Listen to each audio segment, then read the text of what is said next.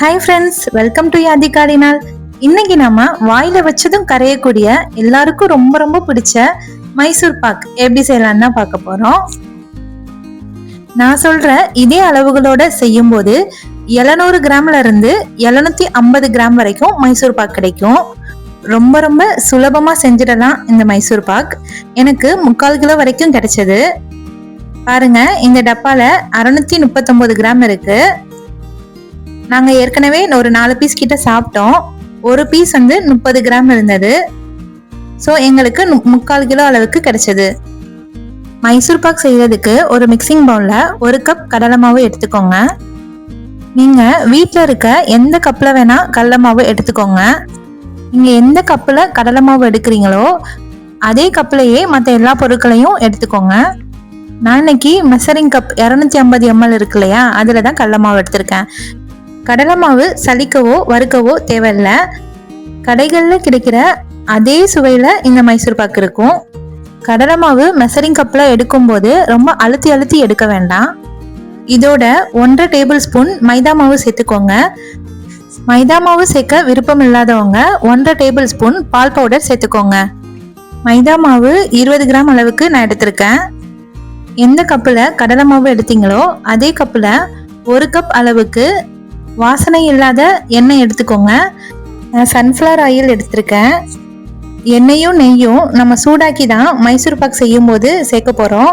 அதனால இந்த மாதிரி ஒரு பாத்திரத்துல எடுத்துக்கோங்க. 3/4 கப் நெய் எடுத்துக்கோங்க.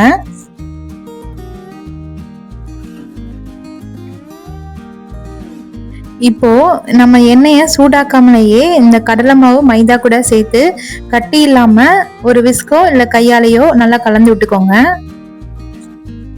எண்ணெயை மொத்தமா சேர்க்காம கொஞ்சம் கொஞ்சமா தேவைப்படுற அளவுக்கு சேர்த்துக்கோங்க. கொஞ்சம் கூட கட்டி இருக்கக்கூடாது. அந்த மாதிரி நல்லா கலந்து விட்டுக்கோங்க. கட்டி இல்லாம கலந்தாச்சு, இது இருக்கட்டும். மைசூர் பாக் ட்ரே இல்லைன்னா இந்த மாதிரி தட்டுல இப்பவே நெய் தடவி வச்சுக்கலாம். நல்லா எல்லா பக்கமும் தடவிக்கோங்க. மறக்காம இந்த சைட்லயும் நல்லா தடவிக்கோங்க. கடைசியில தான் நமக்கு இந்த தட்டு தேவைப்படும். இது இருக்கட்டும். ஒரு கடாயில 1.25 கப் சர்க்கரை, இது வந்து 350 கிராம் இருந்தது. இந்த சர்க்கரையை சேர்த்துக்கலாம். 1 கப் கடலை மாவுக்கு 1.25 கப் சர்க்கரை கரெக்டா இருக்கும். கூடவே 3/4 கப் தண்ணி சேர்த்துக்கோங்க. சர்க்கரையெல்லாம் நல்லா கரைஞ்சு நல்லா கொதிக்குது பாருங்க. ஒரு கம்பி பதம் வர அளவுக்கு நல்லா கொதிக்க வச்சுக்கோங்க. ஒரு கம்பி பதம் வந்ததும் எண்ணெயில கரைச்சி வச்ச கடலை மாவை சேர்த்துக்கலாம். நம்ம எண்ணெயில கரைக்காமலேயே கடலை மாவை இந்த ஸ்டேஜில் நம்ம சேர்த்துக்கலாம். அப்படி சேர்க்கும் போது கட்டி தட்டும், ரொம்ப அவசர அவசரமா கிண்டிட்டே இருக்கிற மாதிரி இருக்கும். நம்ம இந்த மாதிரி எண்ணெயில கலந்து சேர்க்கும் போது கட்டி தட்டாது, ரொம்ப சுலபமா இருக்கும். பாகுபதம் வர்ற வரைக்கும் தான் நம்ம அடுப்பை ஹை ஃப்ளேமில் வச்சுக்கணும். அதுக்கப்புறம் ஃபுல்லாக சிம்மில் இல்லைன்னா மீடியம் ஃப்ளேமில் வச்சுக்கோங்க. இனி நம்ம மைசூர் பாக் ரெடி ஆகிற வரைக்கும் கைவிடாமல் கிண்டிகிட்டே இருக்கணும். கொஞ்ச நேரத்திலேயே மாவு கெட்டியாகி வந்துடும். இந்த மாதிரி கெட்டியானதுக்கு அப்புறமா எண்ணெய் சேர்த்துக்கலாம். எண்ணெய் மிதமான சூட்டில் இருக்கணும். எண்ணெய் சேர்த்ததும் இந்த மாதிரி பொங்கி வரும்.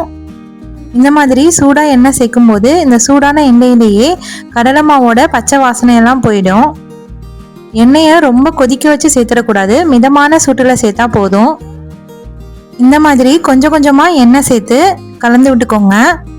ஃபர்ஸ்ட் நம்ம எண்ணெயெல்லாம் தீர்ந்ததுக்கு அப்புறமா நெய் சேர்த்துக்கலாம். அப்பதான் அந்த நெய்யோட அரோமா சூப்பரா இருக்கும்.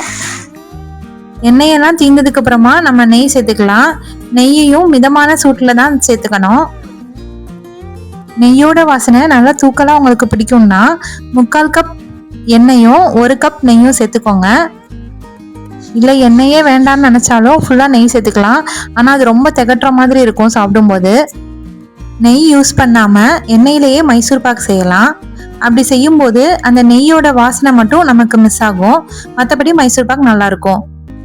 ஆனால் நெய் சேர்த்து செய்யும்போது தான் மைசூர் பாக்கோட சுவை அட்டகாசமாக இருக்கும். நம்ம மிதமான சூட்டில் தான் எண்ணெயோ நெய்யோ சேர்க்கணும். அதனால இன்னொரு அடுப்பில் கூட சிம்மில் வச்சு சூடாக்கிட்டே அப்படியே சேர்த்துக்கோங்க. மைசூர் பாக் செய்கிறதுக்கு எப்போவுமே நல்லா அடிகனமான பாத்திரமாக எடுத்துக்கோங்க. இல்லைனா மைசூர் பாக் ஈஸியாக ஒட்டிக்கும். இல்லைனா இந்த மாதிரி நான்ஸ்டிக் யூஸ் பண்ணிக்கோங்க, அது ரொம்ப சுலபமாக இருக்கும் செய்கிறதுக்கு.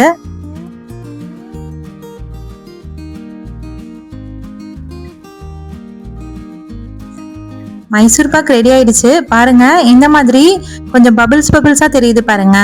இந்த ஸ்டேஜ் தான் கரெக்டான பக்குவம். இப்போ இதை நம்ம உடனே தட்டுக்க மாத்திக்கலாம். கொஞ்சம் கூட லேட் பண்ணக்கூடாது. லேட் ஆயிடுச்சுன்னா மைசூர் பாக் கொஞ்சம் கடிச்சு சாப்பிட்ற மாதிரி இருக்கும். இந்த ஸ்டேஜ்ல நம்ம வாயில வச்சதும் கரையிற மாதிரி மைசூர் பாக் இருக்கும். கடிச்சு சாப்பிட்ற மைசூர் பாக் கூட ரொம்ப டேஸ்டா இருக்கும். ஆனா நமக்கு வெயிட் கொஞ்சம் கம்மியா கிடைக்கும். 3/4 கிலோக்கு பதிலா 500 to 600 கிராம் மைசூர் பாக் தான் கிடைக்கும். தட்டுக்கு மாத்திட்டு மேலாப்புல லைட்டா அமுத்தி விட்டுக்கோங்க. ரொம்ப அழுத்தி அமுத்தி விட்டுற வேண்டாம். மைசூர் பாக் நமக்கு இந்த நேரத்துல தான் கிடைக்கும். நல்லா கோல்டன் ப்ரௌன்ல இருக்கிற மைசூர் பாக்ல ஃபுட் கலர் சேர்க்கிறாங்க. இன்னைக்கு நம்ம ஃபுட் கலர் எதுவும் சேர்க்கல. இதுவுமே அப்படியே எல்லோ கலர்ல இருக்காது. கொஞ்ச நேரத்துல கோல்டன் கலர்ல மாறி வந்துடும். ஆனா ரொம்ப கோல்டன் கலர்ல இருக்காது. தட்டுல மாத்திட்டு ஒரு 15 நிமிஷத்துக்கு அப்புறமா பீஸ் போட்டுக்கோங்க. நமக்கு எந்த ஷேப்ல வேணுமோ அந்த ஷேப்ல கட் பண்ணிக்கலாம். பீஸ் போட்டுட்டு நல்லா ஆற விடுங்க. ஒரு 4 to 5 மணி நேரம் நல்லா ஆறட்டும். அப்பதான் எடுக்கும்போது ஈஸியா இருக்கும். இன்னைக்கு நான் 2.5 மணி நேரத்திலேயே எடுத்துட்டேன். இப்போவே பாருங்க சைட்ல இருக்க பீஸ் காலி ஆயிடுச்சு. சீக்கிரமே எடுத்தனால கொஞ்சம் கஷ்டமா தான் இருந்தது பிரிக்கிறதுக்கு. ஆனா சுவை எப்பவும் போல அட்டகாசமா இருந்தது. அவ்வளோதான் ஃப்ரெண்ட்ஸ், இந்த ரெசிபியை நீங்களும் ட்ரை பண்ணி பாருங்க. பிடிச்சிருந்தா லைக் பண்ணுங்க, கமெண்ட் பண்ணுங்க, சப்ஸ்கிரைப் பண்ணுங்க. இன்னொரு வீடியோல பார்க்கலாம். Tata, bye by.